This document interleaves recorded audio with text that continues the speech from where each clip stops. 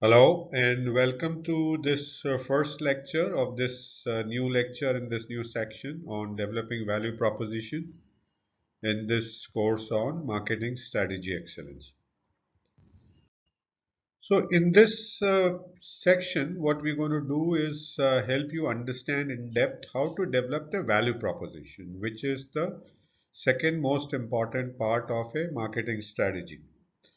And at the end of this lecture, what you will learn is how to develop a value proposition, how to do a customer value analysis, because that will be critical for developing a value proposition, and we will start talking about how to develop a positioning strategy. Right right so why develop a value proposition and positioning? Any thoughts? See, the value proposition and positioning is a key aspect of marketing strategy. And how what happens is that you discover different needs and groups of customer in marketplace, the segmentation, right, on variety of segments that you see. And then you take the first important decision to target those that you can satisfy in a superior way, superior to competition. And then what you do is you develop a value proposition and position your offerings in the minds of these target customers. The consequences of that are customer recognize these distinctive benefits of your offerings, and then you deliver against that high customer value. That results in high repeat purchase, and ultimately that results in greater company profitability, because the repeat purchase, the cost of customer acquisition is significantly lower than new customers, and that generates the volumes and helps you reduce cost as well, and that generates your greater company profitability. So value proposition and positioning, as you see, is a key aspect of marketing strategy. So what about developing value proposition? So let's look at how do customers ultimately make choices. Customers are value maximizers. You as a customer would like to maximize, if you are paying a price, you would like to get as much benefit as possible versus that price.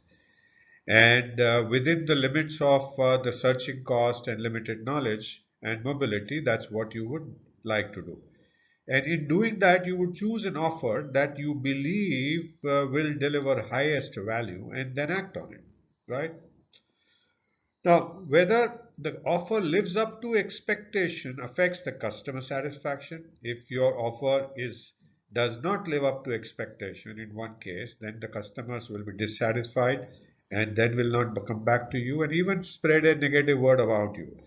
But if your offer lives up to expectation, they will be satisfied and they will come back and buy that. And if they succeed significantly, they even may recommend to others.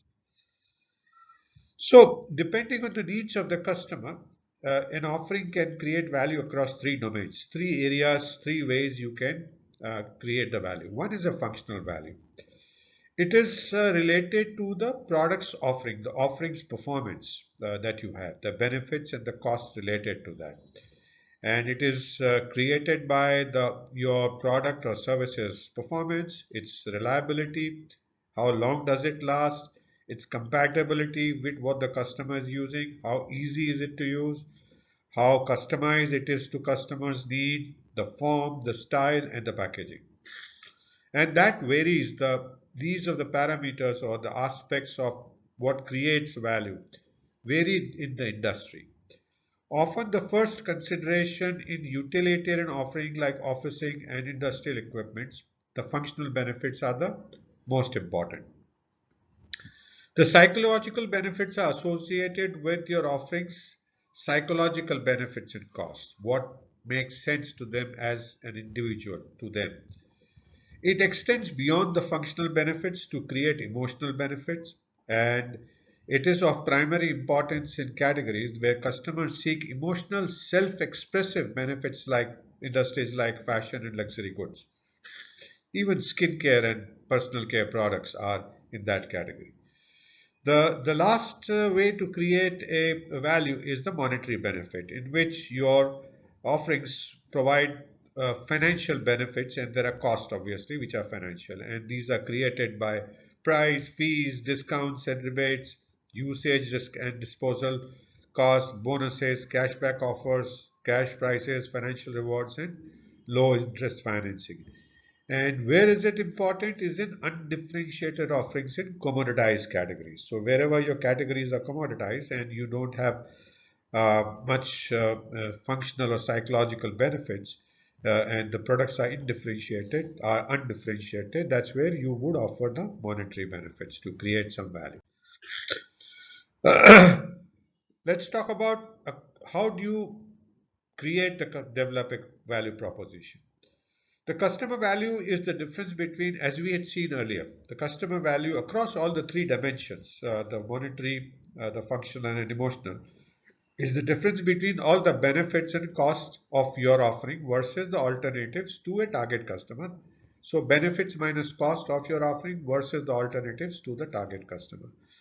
Now, what is customer benefit? Is the perceived value of the bundle of benefit from all the three functional areas. Now, it is possible, and it happens, not possible. It is usually the case is that you get benefit from all the three areas. You get monetary benefits in terms of probably a lower price or a discounted price. You get emotional benefits and you get functional benefits. And the total customer cost is the perceived cost of the same thing of acquiring that product, that customer, and maintaining that.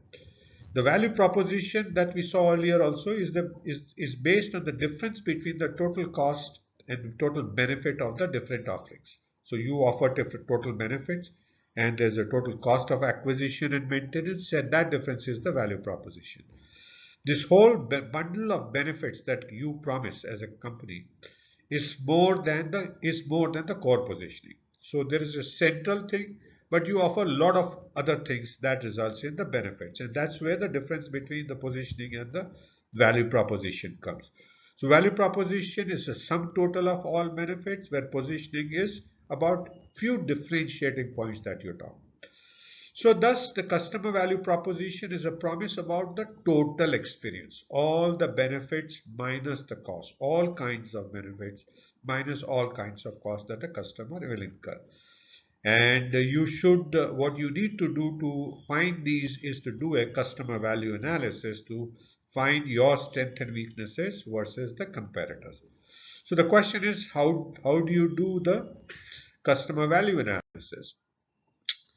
So there are four steps as you see here in customer value analysis. You need to start by finding out the attributes, the relevant attributes and benefits customers value.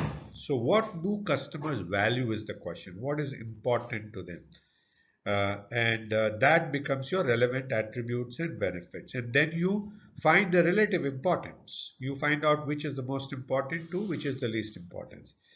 And then you find your companies and competitors' performance on all the benefits, all the attributes, on the key attributes. Where do your company and competitors stand on that? And that gives you your overall customer value, and that you monitor over a period of time, and that is what is called a customer value analysis. Now, this value analysis suggests two different ways to improve the customer value. One is augmenting the functional, psychological, monetary benefits of your offering, which includes the product, service, and the brand image. And second is to reduce the cost by reducing the price, cost of ownership, cost of maintenance, simplifying ordering and delivery process, or absorbing some buyer risk by offering a warranty. So there are different ways to reduce the overall cost of acquisition and maintenance, and the difference between both ways are possible to increase the customer value. Now having looked at the value proposition and customer value analysis, let's look at developing the value positioning strategy. So positioning is the act of designing your company's offering an image, both product, services, and image, to occupy a very unique and distinctive place in the minds of your customers, target customers, so that you can maximize the value for the company, for yourself. Now, unlike the value proposition, positioning narrows in on the key benefits rather than sum total of the benefits. And these are the benefits that will provide customer a reason to choose its offerings, right? Now, the positioning strategy guides your marketing strategy by clarifying the brand essence. What does the brand really stand for? Identify the goals it helps customer achieve, and showing how does it do that in a unique way. So it differentiates you from your competitors in the minds of your customer. And we will see in lot more detail various elements of value proposition, including the value positioning strategy. Now, this positioning strategy should have both a rational and emotional component because human beings are both rational and emotional, and more emotional than rational. Now, what is an effective positioning? Let's take a look at what is an effective positioning. Now, the usual way of measuring effectiveness of positioning is what is called a brand substitution test, in which what you do is you replace your brand with a competitor in a marketing activity and test if it works as well. Do the customer still gets attracted to your brand? Now, a well-positioned brand should be unique in its meaning and execution, should have one foot in the present and one in future. It should be rooted in reality but somewhat aspirational. And that's what we mean by one foot in present and one in future. And strike a balance between what it is and what it could be. Now, if it is only what it is in the present or in the reality, then it stops promising more what it can offer by being a aspirational brand as well. So having looked at in some detail the value proposition and positioning, what do we do next? We will now in the next one look at how do you go about deciding on a positioning, right? So thank you so much for watching this first lecture on developing value proposition. I hope you learned a couple of new things again in this lecture and enjoyed, and I do look forward to see you again in the next lecture.